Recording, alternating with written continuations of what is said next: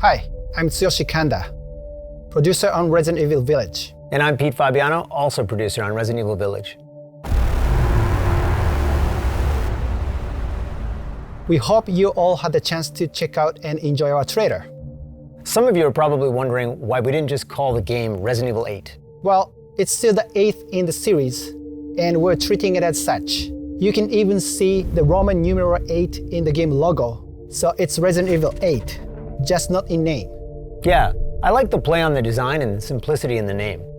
But we'll touch more on that a little later. For now, why don't we just jump in and let viewers know a little bit more about the game itself. First off, Resident Evil Village will be available on PlayStation 5, Xbox Series X, and Steam. Right, and in line with previous Resident Evil titles, we're using RE Engine. That engine brought Resident Evil VII Biohazard, Resident Evil 2, Devil May Cry 5, and most recently, Resident Evil 3 to life. We were able to take all that we learned from those titles, along with our internal development efforts, and optimize the latest version of the engine for the next generation of consoles.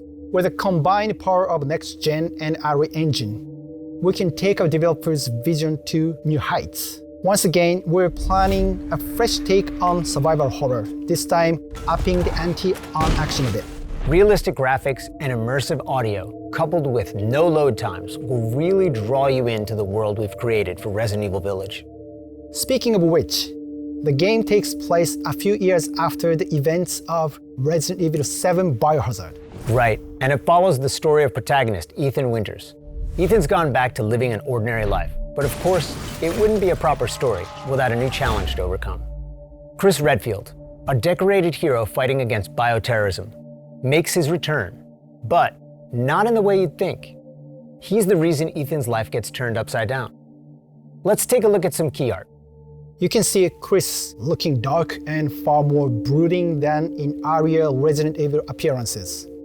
The last thing worth mentioning in terms of characters here is the village itself.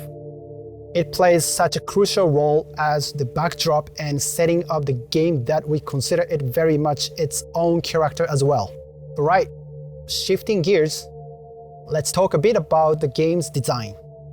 You'll notice the familiar first-person perspective from Resident Evil VII Biohazard. It really helps bring players into the world and makes them feel like they're Ethan, with the same sense of heightened tension and fear. Here's a quick look at the game running in engine.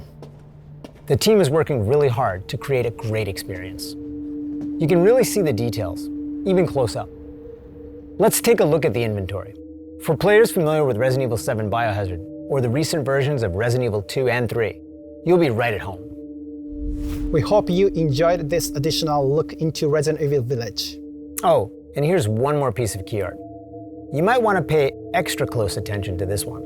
There's a lot that's being shown in it. So much so that we debated whether or not to actually put it in the announced trailer. Take a look and let your imagination run wild. We are aiming to have more to show you towards the end of summer. So, until next time.